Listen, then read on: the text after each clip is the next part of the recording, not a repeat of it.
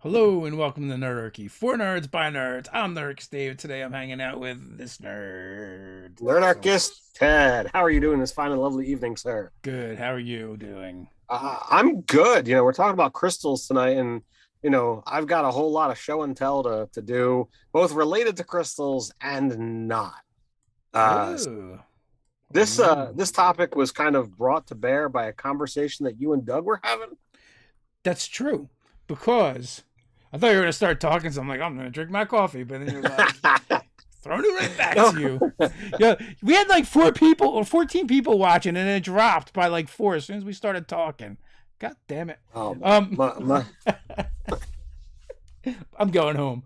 Um, yeah, me. So last week we were talking about temples, right? Mhm. And one of the things I brought up was you guys in the Under the Dome game went out on a scavenging run. Like in the Under the Dome game, it's very like post-apocalyptic, and they've got like war machines from Descent into Avernus that they use, and they go out of the city that's protected by this dome, and try and gather these crystals that get used for pretty much everything in the city.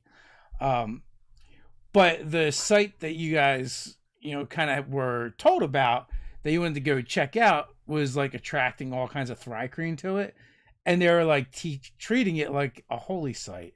So in a sense, it was kind of like a temple to them.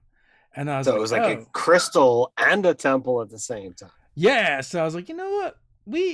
This is getting used in my game right now kind of a lot. It's kind of like one of the central themes. And I'm sure there's lots of other places as well. I mean, just in the chat, people are kind of talking a little bit about geomancers in the Forgotten Realms, or Feywild with elves that had entire cities made out of crystal. Um, that's Furba, and then Spellhawk Press. Everyone had some fun crystal stuff as well. Yeah, like they used the dragon shards are all crystals, and I believe like the containment rings and the elemental powered stuff crystals played a large part in those as well. Yeah, and then once you go like even further with like the third edition stuff, like crystals were like or scions were all about crystals. Like, anything Right. scion tended to go and gravitate towards that direction. They definitely did not get a familiar. It was a psi crystal, which is completely different than a familiar. Because like it most of the time didn't have legs anyway. So Hey, we got our West Coast pseudo friend Danny Bell, author, yeah. in the chat. I wouldn't say pseudo friend. I would say real friend. We went to his birthday party. Well, I've had quite a few discussions with Danny Bell. He's been on the chat a few times, and So, I've read a few of his books as well, and he's actually a very good author. oh yeah, he's So, amazing. The Black Pages were quite a lot of fun to read. Uh, oh, did you Dan, did you did you get around to reading them? yeah. Oh, cool. I didn't know Um, we didn't have that discussion yet. So, oh well, but we there's not a lot of crystals in that, so sure we can have that discussion later. later. So crystals can be related to magic items. So often do you find crystals and gems embedded into objects that turn them into magic items. Crystals can very much be monsters themselves. When they are completely made of crystal. Sneak peek like something like this. Ooh. Um, Crystals can be terrain pieces, either like just straight up, something that you purchase and then plop on a table, or something that you make yourself. Like my Arcane computer crystal that was a centerpiece in one of my adventures during the Curse of Zoltan. Um, yeah, I've got as I kind of mentioned before we started going off air, or before we went on air, I've got a box kind of on the other side of my computer here that's literally labeled crystals, and it's all like the stuff I've purchased or made for terrain pieces that are crystals, either fake or real. I've been kind of soured on crystals as terrain pieces. The last time I tried using a bunch of them and put them out, and I was like, all right, players can interact with them. I'll give them special abilities and stuff. They never even went into the area where the crystals were. They just stayed in the doorway and fought in the hallway instead. Oh my! Was I a part of this game? Yeah, yeah. That. Oh, yeah. That was the That was the necro vampire fungus king. Uh, Oh my! that stomped on you after you went down. Oh yeah, yeah. See that was yeah that was a bad time. Yeah, yeah. Where did the undead Mike and it touch you, Ted? Where on the doll? Show us. The face, in the face. The That's where it face and touched then me the chest as he tried to cave it in after you went down. repeatedly and aggressively. Oh, the shard mind. I think that was a favorite of Nate's as well. Didn't he try? Didn't he recreate those in a blog post? I do not know, but that's certainly a good idea if we don't have that to kind of go in that direction. I feel like he did. Like that sounds. That definitely sounds familiar. It sounds like a tangent that Nate went on. If he didn't go on, it definitely sounds like one he would go on. I completely agree. While we're talking about crystals, you guys out there, who are familiar enough with, Ted's designs, I like crafting and making things. I showed off, my little Arcane computer, which was like a set piece of the one thing, and that's literally just like some Christmas decorations. That used to be icicles, kind of chopped up and hot glued, and then put on just literally a flimsy piece of plastic, and the players got to activate and try to shut down the device because the rest of that room, like the doors all locked, and it was like animating all of these other constructs. So it was like a combat and a puzzle all at the same time. And then also related to the same jackass is he made these crystal golems, which I called quartz golems. Uh huh. And for our newsletter, you will get the 5 different versions. It's all based off of one stat block, and depending upon which color choice you do, will get you, you add a particular line item of feature or features. The little like plastic gems that people put in like goodie bags and that kind of stuff. I have a large selection of, but I went and took a handful of them, glued them together in a pseudo humanoid fashion. But I've got a purple one here, I've got a yellow one here, I've got a green one here. They were a lot of fun to make, super quick and super easy once you kind of figured out what the pattern was. You got all the Skittles flavors there. I mean, there's I think 3 more over there. There's a red, a blue, and a clear. If you didn't want it to have any actual flavors, but I made 6 different types Uh huh. to kind of assault the town and have the players attempt to. Have you considered making them out of actual rock candy, which is basically crystallized sugar? I did not. That whole thing of possible spilled drinks and having the thing that I spent time to make to just completely dissolve and go away. Well, I was thinking. I was thinking. After defeated, they could be eaten. Oh well, there is that mentality as well.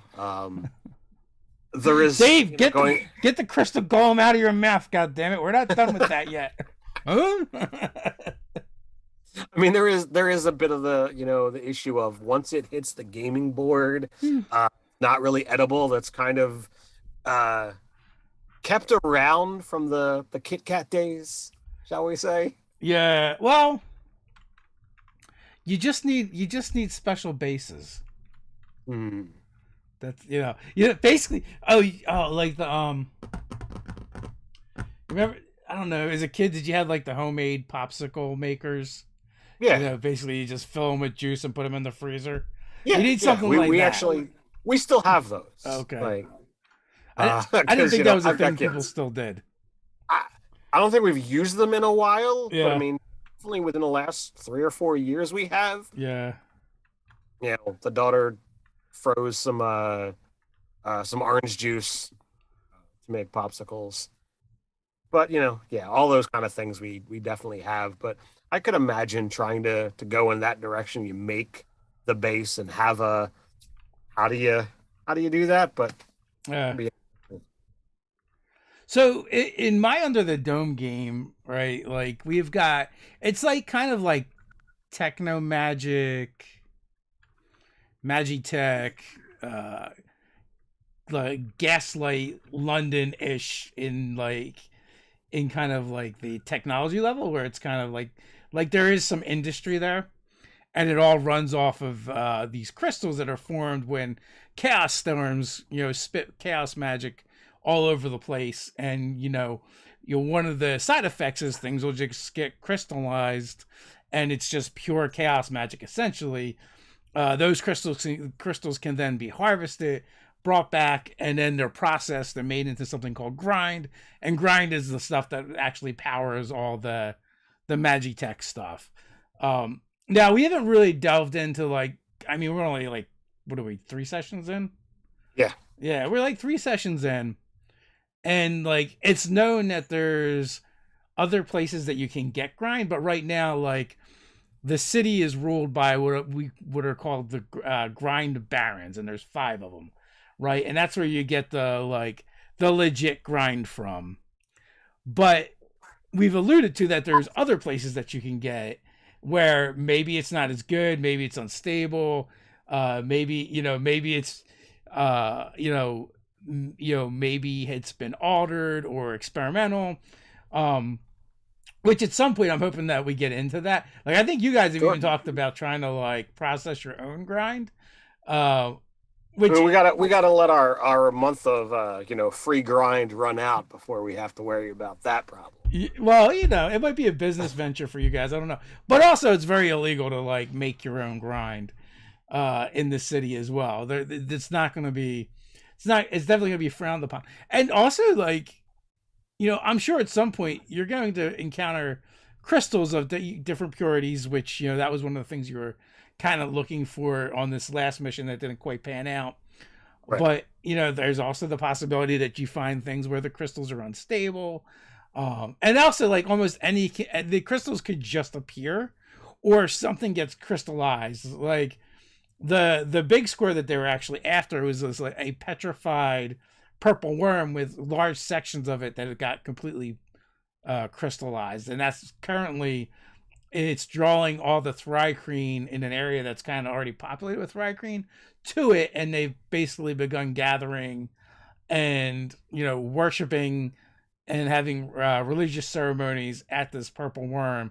I'm sure it won't be bad for the city or anyone nearby with all these thrycreen if they just keep gathering together in this massive horde. It'll be fine.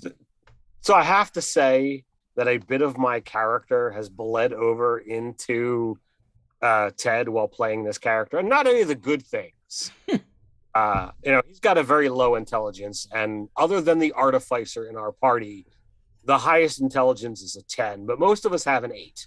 So we're pretty easy to be like, yep, we're the dumb brutes or not brutes, but we're the dumb fools who do whatever the artificer says. Yeah, well, at least your character's pretty. But my character is very pretty. Playing a elemental mutation sorcerer, which is one of the subclasses that is over on nerdarchy.com if you want to go check that out. But the fact, every so often was mentioned purple worm, and part of me heard it, but didn't process that it was a petrified and dead purple worm. Yeah. So the aspect of Ted who knows the game, we're low level, why are we going anywhere near a purple worm? What the hell? We're gonna die. We're all gonna die. I'm we're on bikes, we got speed. If the thing comes after us, maybe we can just GTFO and we'll be fine. But somehow I'm completely missed the fact that it's the purple worm's dead. Yeah. Well, I mean, there's not another one out there, but yeah. Or it's also D&D. Anything can happen. Turns out it didn't take for that long. Well, Well, that could have been fun in the middle of a giant thrycreen fight. All of a sudden, the whole thing starts shimmering or shivering, and the flake starts flaking, and the stone starts cracking and falling off. And all of a sudden, now there's a purple worm. forget that the crystals have enhanced the creature. Now it's or magic or infused but with this grind crystals, and it's got a hunger for the crystal and creatures as well. It needs both. Yeah. Well, and one of the things too that I've done is like the Thrycreen already they use what are the Githka and Chakras, but they're Mhm. also kind of like stone or crystalline anyway. Right. Just out of the book. So like Yes. now I have them doing a thing where they actually use the grind crystals and make their weapons from those instead. Which it makes and what I did with those is like they're just considered magic, right? They're not Right. like I guess they are magic, but they don't have any other properties. Like they don't give any bonuses to hit. They don't have anything special about them. But if something requires magic to hit to do damage or overcome, immunity or resistance, they're good for that. Cool. So, which you guys So discovered that the hard way. Well, not the hard way, but accidentally, because the Goblin Barbarian clits through one at one of the Iron Cobras that have resistance, and it did damage. So you guys figured it out. yeah, I yeah. don't know if you guys remember, but you guys like did. I mean, right now, most of my game memory is, latched onto, Saturday night session, which was, freaking fantastic. This Playing, past Saturday, yeah, yeah, yeah, playing there was Shadow of no the Demon crystals Lord. involved though. There were no crystals involved in that one. No, Uh, and but again, it was another game where we thought we were all gonna die. another game where we thought death was not Eminent. a possibility, but assured. Yeah, so the last Saturday of the month, we play in a uh, Shadow of the Demon Lord game, run by a friend of ours, and it was, basically the game is very like sandboxy, and like we like stumbled upon like an adventure, and it was the hook was like a nobleman, and like kind of saw us trying to find work and like subverted us from what we were trying to do to like, hey, come do this instead and I'll pay you. And it was like, my daughter's been kidnapped. Can you rescue her? And we didn't really rescue her. Well, in some ways we did. So in this particular game, like even when you do good, you're still discovering evil, and it's a serious problem. So like we've had I think part of that is just your impression of the game, and part of it is the luck we've had. sure. I mean, I mean, the hag didn't turn out to really be a hag. I don't think. she's not a hag, she's a witch. Witches aren't inherently evil. Only in fairy tales, but Well, yeah. So so we discovered actually numerous plot lines, and we've split the party quite a lot. In this game, actually multiple times in just Saturday's session. So two went off and like, hey, we can earn 5 silver, which that's silver, like you've got copper bits, silver shillings, and gold crowns in that game, and we haven't gotten to the level enough where we're earning gold yet. we're Um, so poor in that game. So poor. we are indeed. But two of us come back. We're like, hey, I got a job. We can all earn 5 silver a piece, and you guys are like, we got a job that we can earn 25 silver a piece. Like, okay, go on. So like we go and we have to rescue this noblewoman's daughter, and this whole confluence of events gets us there.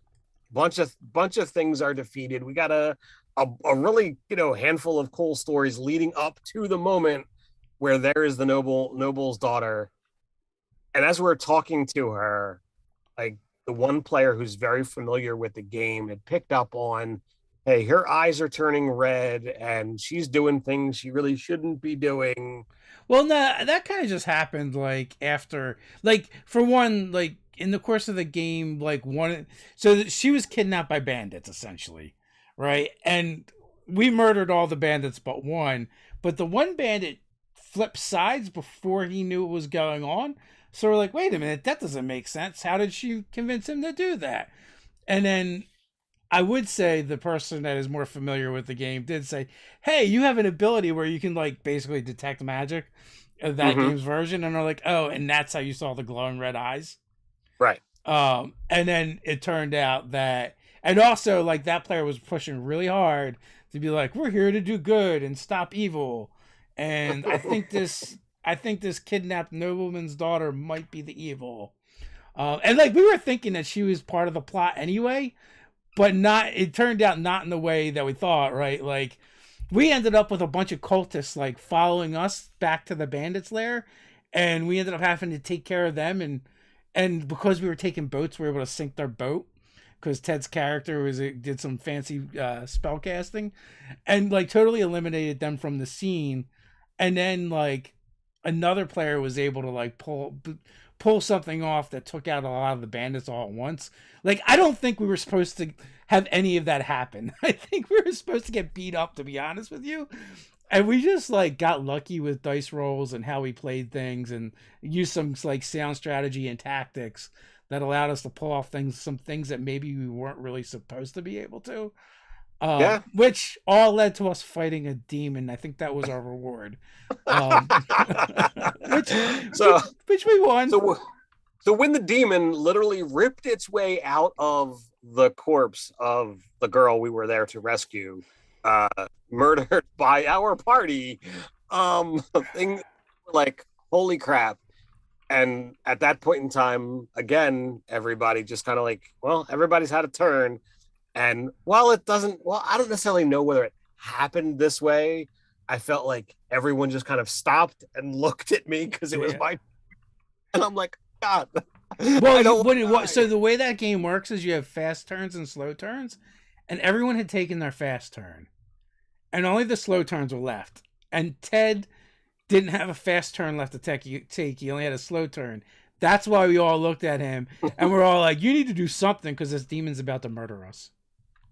So I was like, all right, and I absolutely adore the one spell that I have. I mean, I've got a lot of cool spells, but in Shadow of the Demon Lord, a first level chaos spell is called Capricious Devastation. And the way that spell works is you roll a d20 and a d6. And, you know, Shadow of the Demon Lord, very much a d20 based game. But your d6, if you roll an even number, you apply it as a bonus to your roll. So it's really good, you know, because half the time you're going to get a solid number in addition to adding your stat. If you roll a negative on the die, you apply if you roll an odd on the die, you apply that as a negative to your to hit. So that part sucks. It's like, okay, you know, you could roll really well, get a -5, and then miss. But on the off chance that you roll an odd number and still hit, it essentially does double damage. And in Shadow of the Demon Lord, there's an inspiration-like mechanic. I don't remember what it's called off the top of my head, but as opposed to getting like a reroll or, you know, another bonus added in, you can turn a failure into a success, you know, and it's like, all right, this is cool. So at this point in time, the session's almost over and we always start off with one. So I'm like, all right, I got an odd number on my die, but I missed. And also, the demon had a really high armor class for that game too. Yeah. So I'm like, all right, I will turn in my coin, which is what we use for our inspiration mechanic, and turn that into a hit, which means I rolled odd on the die and I was successful, which means I get to roll 4d6 damage. And as I'm sitting there, you know, I roll my 4d6 and I drop a 5, a 6, a 6, a 5. I was blown away that I did 22 points of damage to this demon and completely nuked it. Yeah. So I want to jump into the comments here. Sure. So Danny Bell, additional D&D ideas have a crystal healer appear in town identical to someone you might find at Venice Beach. They have 0 abilities, but the players can't be certain either way. I love the idea of a good charlatan NPC for sure. Sure. Parks had a question. What do y'all think of a crystal hilt that a magic user can channel spell energy through in the form of a magic blade that changes it depending on the kind of spell channel through it. I think it's a cool idea, and I would probably model it off the Shadow Blade because that's a really good spell. Oh And yeah, you could probably take some inspiration from there. yeah. I think that would be a very very good direction. You know, what is it? I was looking at here.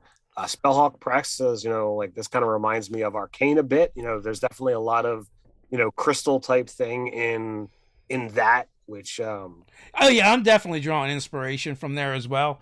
I mean, I had played a bit of League of Legends back in the day, so I'm kind of familiar with the Magitech stuff from that world. We've definitely checked out like the crossover stuff that's come out from D&D and League of Legends, and then but then also like I like this is an idea I've had for a while. I think I had the idea before the show actually dropped. I had been kind of talking about it a little bit. It sure. hadn't been really fleshed out that much, so I will say, having watched Arcane, it definitely is like solidified a lot of the stuff that I wanted to do, and even like how I forget the name of the place where most of them where Jinx was from and Vi was from, but like it was very industrialized, and Mhm. I kind of like that, and definitely took some of that into my concepts as well, and also like like that Victorian style gaslight kind of like steampunk aesthetic is really cool, but instead of steam, we're just going to use magic instead. Sure. So Furbus says that now that we have Magic the Gathering D&D crossover and Spelljammer is back, we could homebrew some crystal-powered gnome ship. There could be a market or a black market for the crystals. I definitely had crystals that had essentially flying power that were introduced into my last campaign. Repercussions.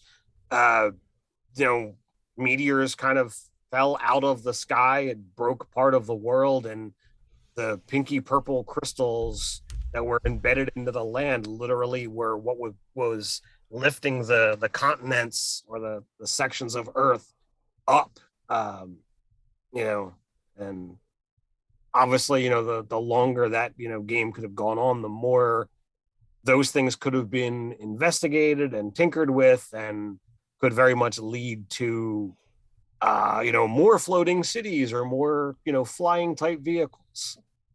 Yeah, who knows? Maybe we'll explore that again at some point. Sure. It's always a possibility. But yeah, so in I guess in the Under the Dome game, we started off with using the vehicles, and like the prize for the race was winning like the manufactured crystals, the grind to power their vehicles, and gold and some enhancements.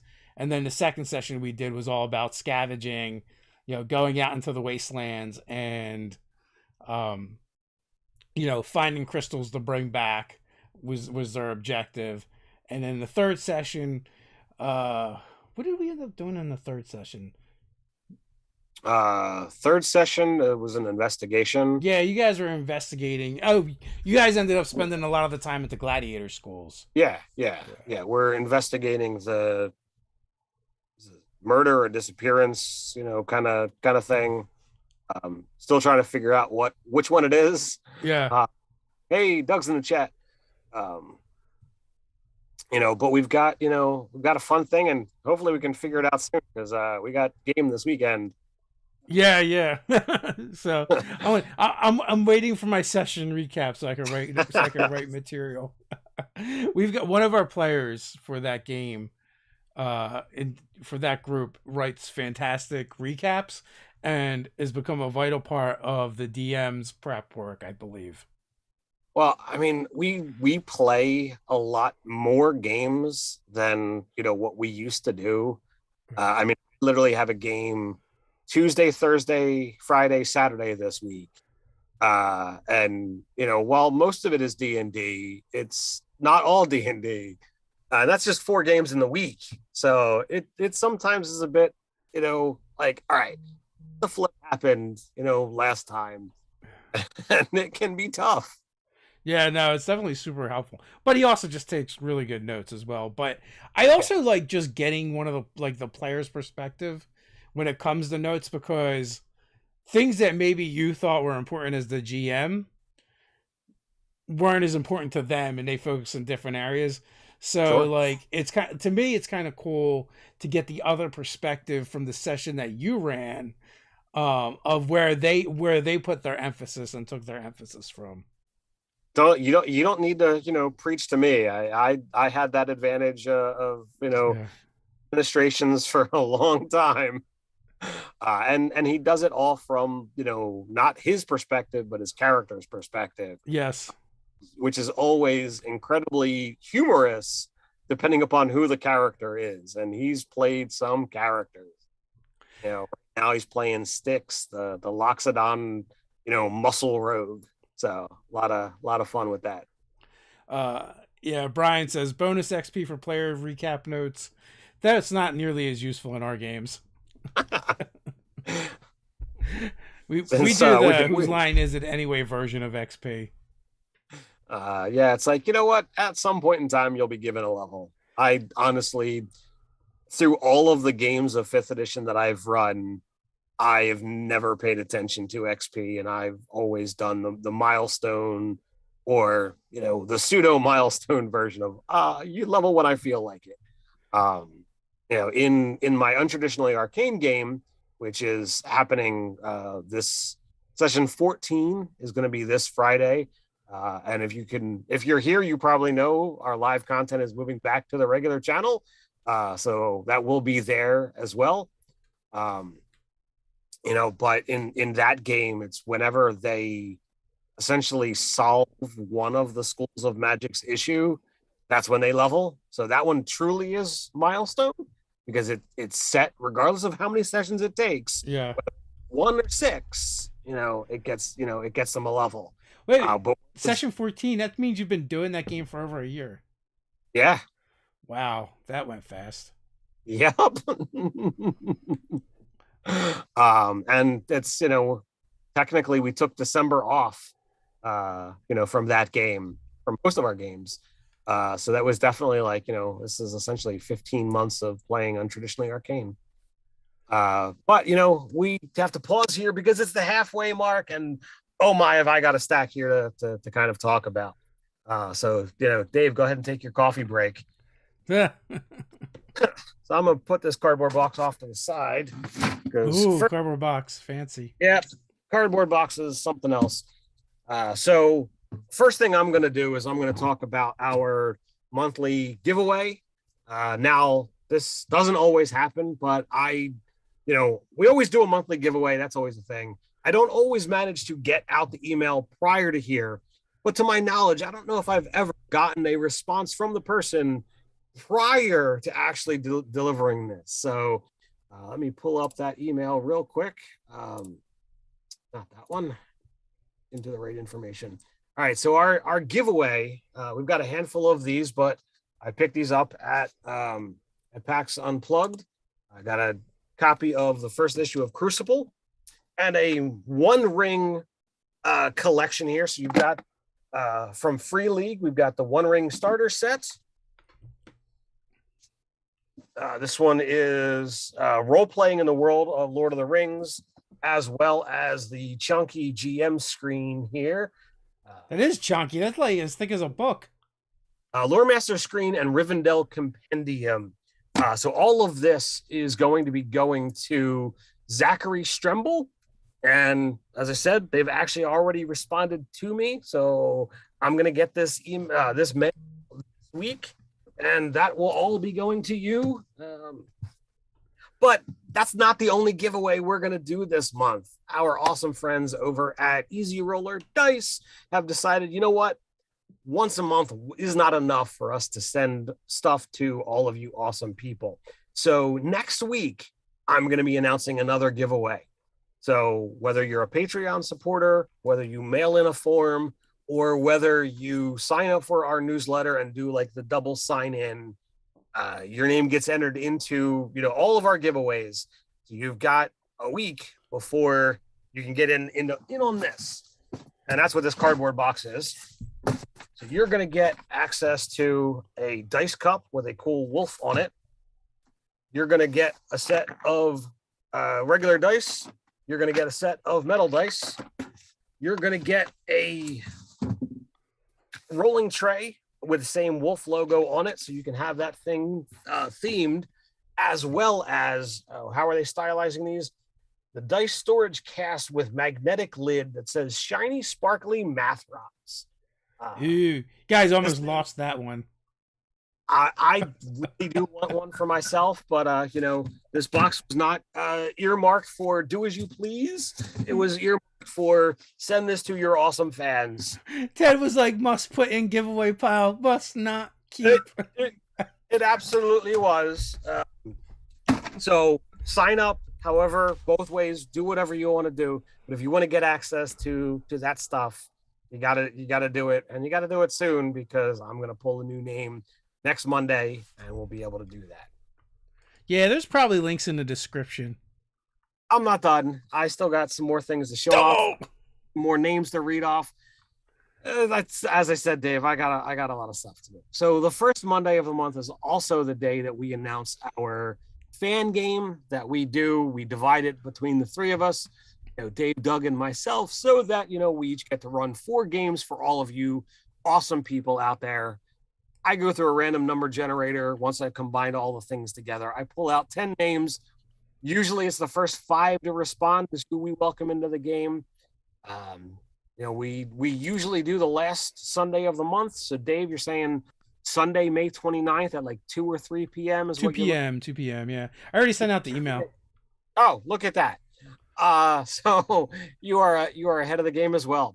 So the names that I've got here is Castreek, Jeff Demmel, Kai Hawkeye, Sam Laycock, David Lucas, Lucas Mays, Ian LeBlanc, Joseph Genty, Brian Snyder, and Joe Castle. And I apologize if I mispronounce your name. Not my intention. I'm sometimes a moron, and there's plenty of different pronunciations and different parts of the world. So it is with, love and admiration that I hopefully get your name right. Yeah, we take the first 5 people to get, I'm taking the first 5 people to get back to me. Run a game, probably roughly 3 hours. It'll be fun. So hopefully. related to the giveaway, our friends over at Haywood Publishing, they sent us a copy of Monsters of the Wilderness to be able to put into our giveaway pile.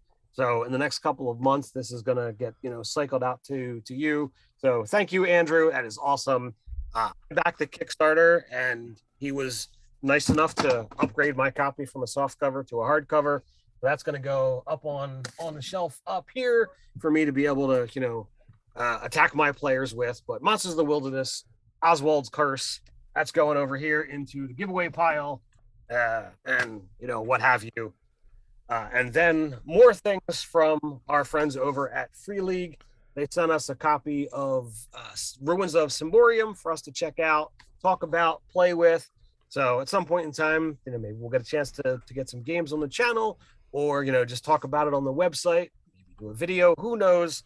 But thanks to the Free League, this looks like a really cool game, and I'm happy to check it out. Is that the game or the 5e version? That's the 5e version. Yeah, because they actually have their own game, which is that. But then they also went and took the setting and made a 5e compatible version as well.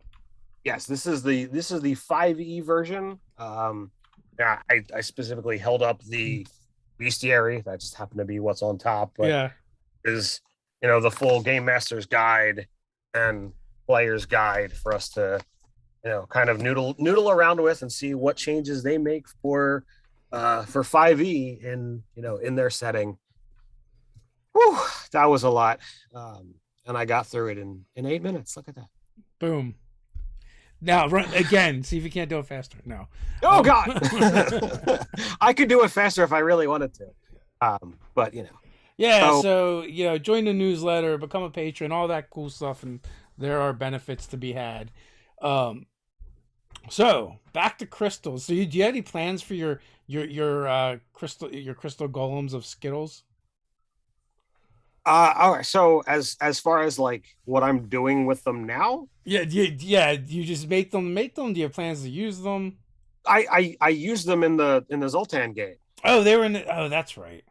Yeah, that when you guys returned, When and you originally said it, I for some reason I went back to the last campaign before that, and I was thinking about the beholders no that were no like no constructed beholders.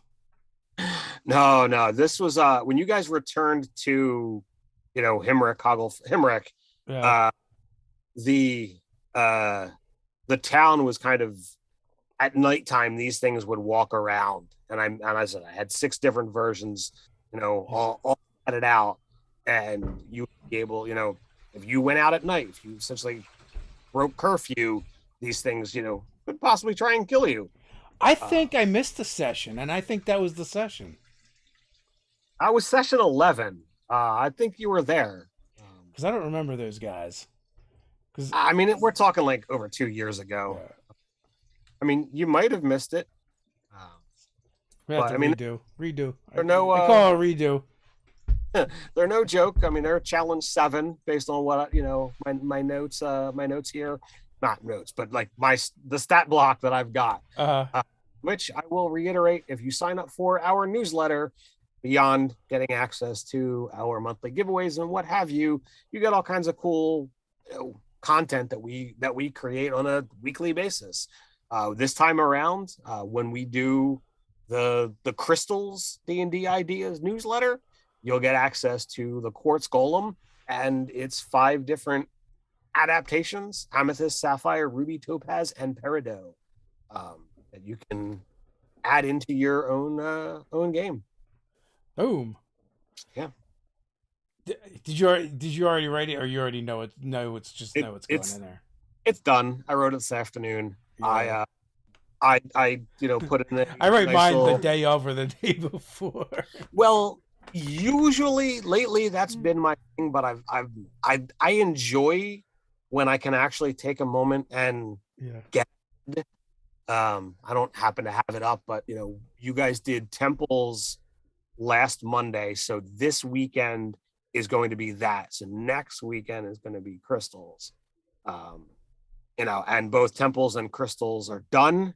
So I'm in a happier place. Yeah. I be ahead. It makes me feel better and it makes me feel productive when I can be like, check it off The the box. Yeah, so like the newsletter, a lot of times like me and Doug will do more esoteric type stuff, discussion stuff. You do a lot of mechanical stuff. Well, that's something, but I also do things like here's like plot ideas. Like I'll list the Mm-hmm. plot ideas and I'll do that a lot of times as well, or how to use this in your game. Where it's not necessarily like a mechanical thing, it's more of a narrative thing. And that's what I did with temples. I don't Yeah. always create something, but I do like to make, you know, magic items and monsters. It's a legitimate love of mine, which, you know, I allow that to go to you guys and guys, gals, non-binary pals, what have you. It's a scenario that sometimes that's just the direction my brain goes. Brian Smith says, "Is there a father of all golems with 5 different colored heads?" I think, I think you got to do you have to do a giant version of them with all the different colors. So next time when you use those models and they get defeated, after they're all defeated, they all reassemble into one big one, and then you pull out the big model. You could do Uh, it, man. you're killing me here. Now I need to go invade my crystals and see how possible something like that would be. I think it's very possible. You It's got to make a possible. gargantuan. Oh Have you God, ever no. made a gargantuan anything? I challenge thee, Uh Ted. The gauntlet has been thrown. there is a something that somebody shared on Facebook that I have on my to-do list to make that would be a gargantuan size model. And I actually recently showed you the picture, and my work has not yet started on it. But Uh, I st- I started the littler version and got like 10 minutes worth of work done, and said I got too much shit to do. and didn't get back to it. I have actual work to do. I gotta stop Brian playing. Smith, Megazoid. Ha! Voltron. That's the way to go. Yeah. Megazoids were a bit after our time, I feel like. That's Well, why I maybe said, closer to your time, I guess. I don't know. nah. Power Rangers that was after me.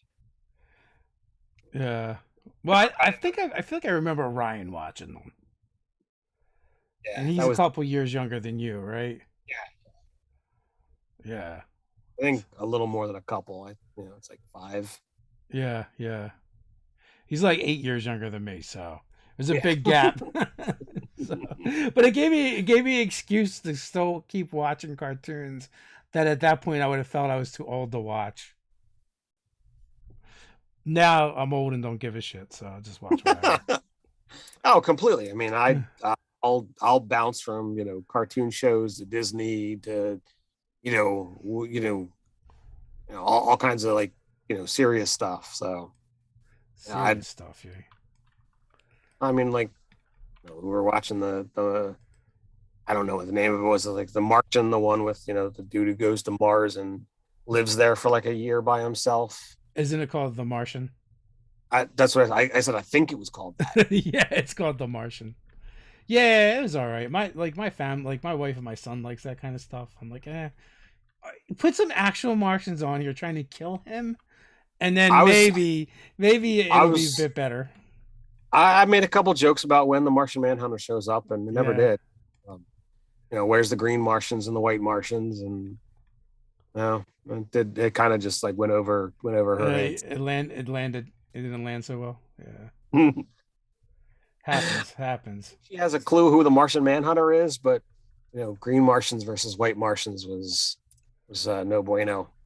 Yeah, And there we go. Zachary has given me an address, so boom, I can get that. the things will go to a place. Boom. Yay! So that'll get sent out this week. Yay! Yeah, maybe for the crystal ones, I'll make up some stuff for our game and then just put it in there. Yeah, and there's plenty of like cool crystal things that you can just kind of go buy clusters. If you want to add, or I mean, nowadays there's so many things that are just resin printed or 3D printed that you can get cheap crystals. I was at Geek Fest, which is a itty bitty convention that's local here twice a year in October and April, and there was a dude selling resin stuff, and he had a handful of little crystal pieces that were like 4 for $1, and I'm like, all right, I can do that. So I grabbed a couple pieces to kind of paint up in a variety of different color choices. But Or you can buy a bunch of cheap rock candy. or you can buy cheap candy if you want to put rock candy on the flipping table. Here. Listen, right? You put down some like wax paper or something, or saran wrap, right? You cover your game board in saran wrap or something for the session, so this way you can use it, and then after the game, everyone has a delicious snack. If you're doing that, then I'm totally just going to be like, all right, I'm going to have an adventure where you're fighting essentially ooze creatures, and I'm going to get the gummy bears and the gummy spiders and the gummy worms, and you're going to fight a whole bunch of gummy things. And if you get the killing blow, you can eat the gummy. Well, yeah, absolutely. Like there, I mean, one like the gummy verse is huge, and I think somebody should. It would be so cool if is Gummy a company or is it a bunch of different companies? There's a bunch of different companies. Yeah, someone should, as a kind of like a publicity stunt thing, put out the RPG for the Gummyverse, because there are so many. There's so many of them. I remember. So I mean, the big name that comes to me, and they're not endorsing or sponsoring or whatever, but Haribo, I think is the direction I would go. But contact them and say, hey, do the crossover, give me stats, give me things. You go talk to the Gummy Bears. Brian Smith, that would be a terrible, terrible mistake when you mix up your crystal rock candy with your crystal meth. Well, I don't have to worry about that problem here. Yeah, you don't want to finish off those monsters. You're gonna lose all your teeth and. Raymond Scott Jello shots on a nat 20. Oh, Yeah, you know you could do you definitely do some Jello shots out there and make them like gelatinous hazards or cylinders. something. Oh no, not gelatinous cylinders. Well, you could do You gelatinous put the cylinders. you put them as cups, and if they defeat it, Yeah, they get to you get to slurp it. The question is, will you do the Jello shot or will the Jello shot do you? mm, If the GM kills the player, do they then get the Jello shot? I think so. You know, or well, that wouldn't work because then your monster goes away. Oh, that's true. You need to make the players the minis the players are using maybe like Gummy Bears or something. Well, you could definitely go in that direction. I don't know how the two are gonna completely mix. Fair point. I've never done a Jello shot. There is a gummy mini company and like they did goblins. I don't know if Mhm. they had a Kickstarter. I don't know if they went and did anything else, but I think that was the idea was to make different monsters so that you could put them out and use them, and then when they get defeated, the players could eat the gummies. Brian Smith says gummy owlbears would work. I would totally love a gummy owlbear. But would you be able to eat it? I could see your daughter wanting to hold on to them. That's all right. I mean, both of my kids are seriously into the gummy critters.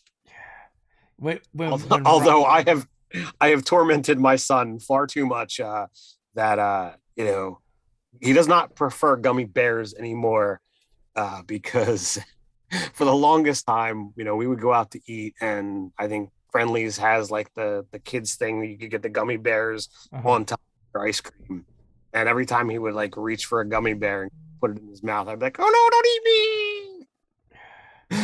And you do that enough times, and it apparently caused some psychological damage. When we were kids, my dad bought us these giant gummy rats, and they're big. But Ryan, he was younger, he wouldn't eat it. Like he just kept it, but not in the package. Took it out of the package Oh and just God. kept it to the point where it ended up having to be thrown away because it had like fuzz on it and hairs on Oh it. wow. It was around for a while before someone finally said no. This has to go. Yeah. I No, think I he mean tried to clean it and wash it, but that only made it oh jeez. worse.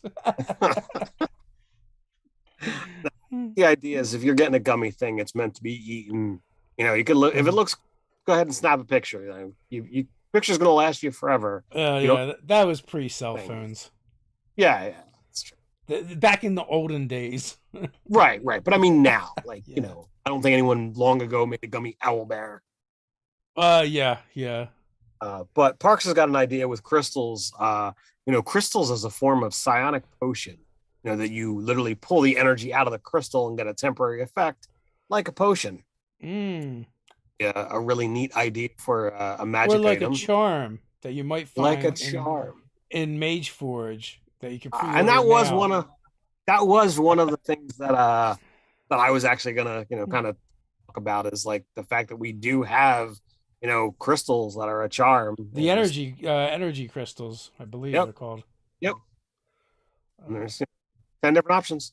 yeah, yeah. So, because it's funny, especially the way you worded it, because he's like, pull the energy out of it. I'm like, well, so it's just funny you mentioned that. You don't have to make it. You can get the tarot size cards for magic items pre-ordered in the description. Indeed. Get your own copy now while you can. For the hairy dusty gummy rat needs a stat block for the Feywild campaign. Well, you know what? That would be that like in the gummy verse. You could have the disgusting version of any gummy, right? And it's just one Mm. that's like been around too long. It's got stuff. It's come from a toddler's pocket or something like that. It's got like pocket lint attached to it and dirt. It's got stuff stuck to it. I mean, like that's a way that you could literally have You know the interest. rules though. If you kill it, you got to eat it. Yeah.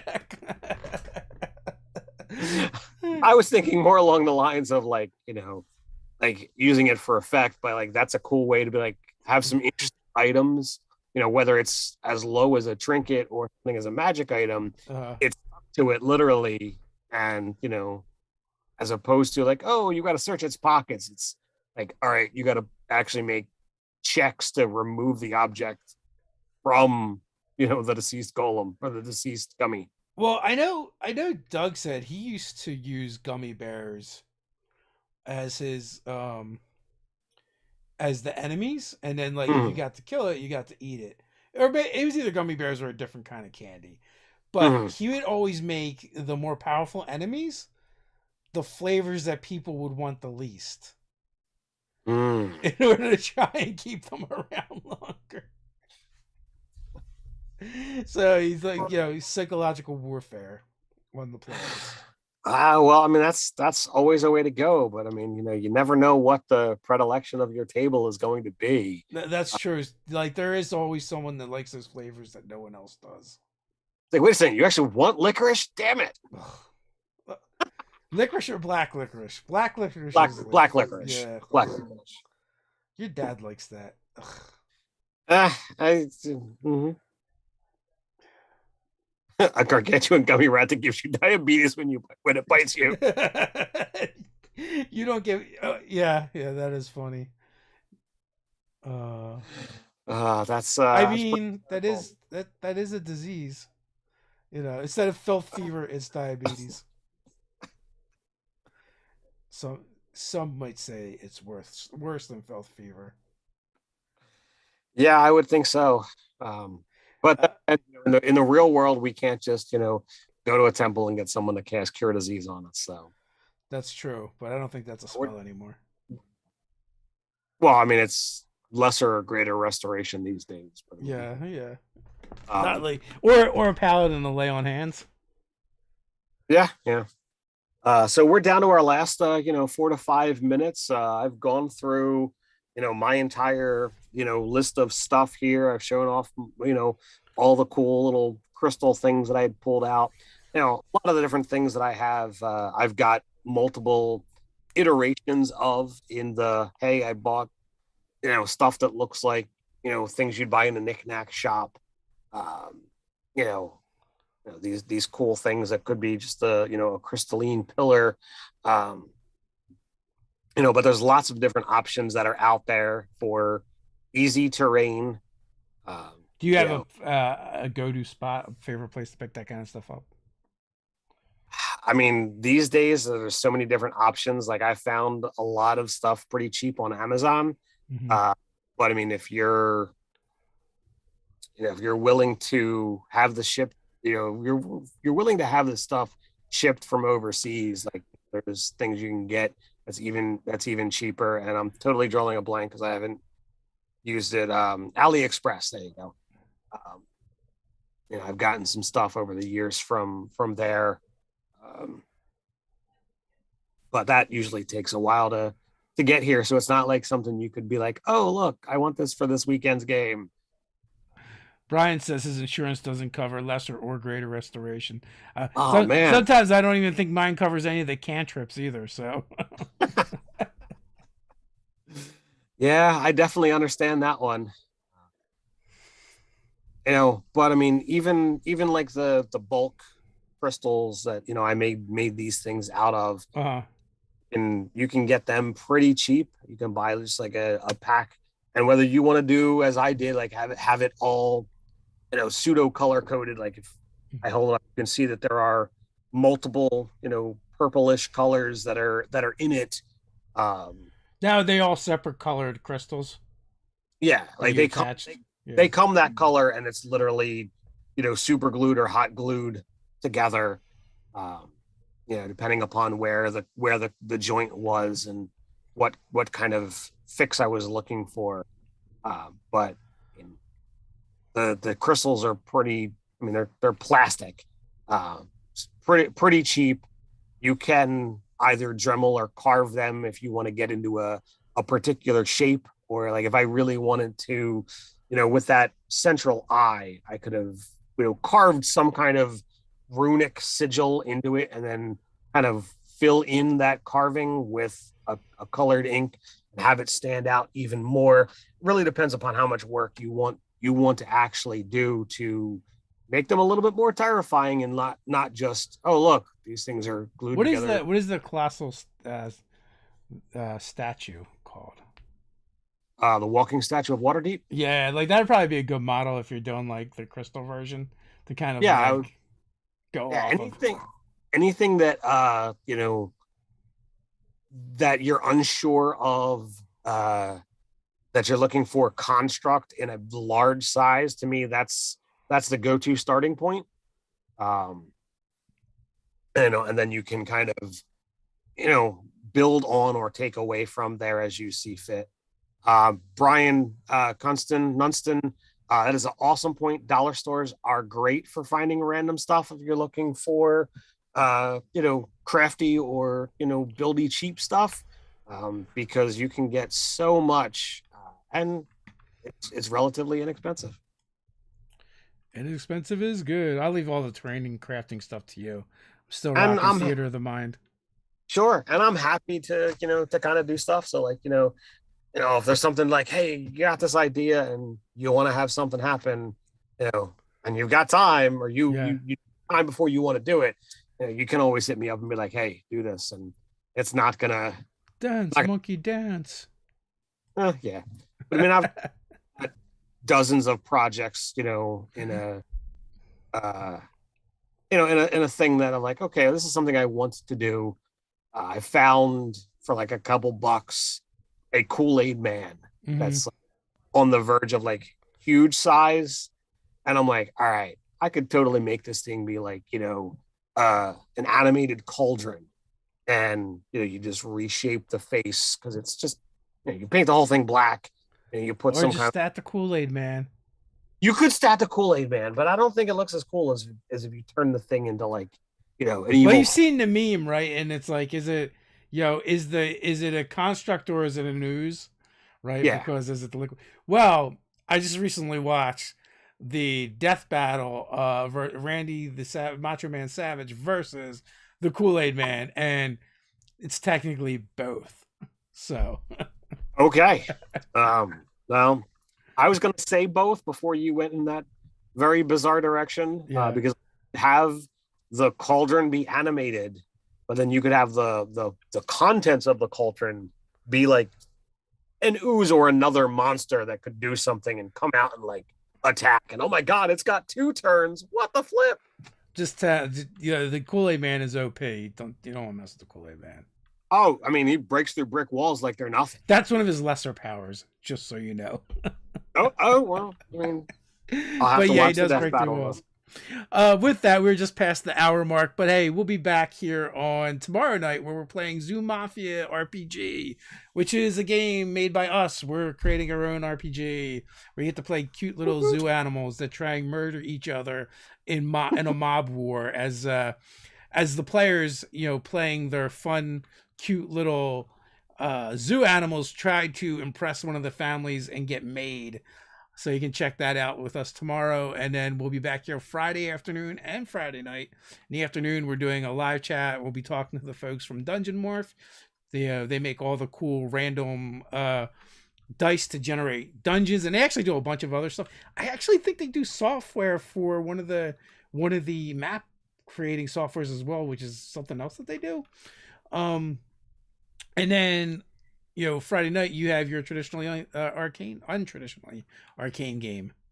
Yeah, indeed. Session 14. We're starting off. Players are already in the Feywild as they are, looking for the heart of the Pale Wood. Trying to fix illusion magic with a very, very fun, cast. Come on back, check us out, and see all the fun games and things we're doing here on the channel. Cool. So until next time, stay nerdy. Stay nerdy.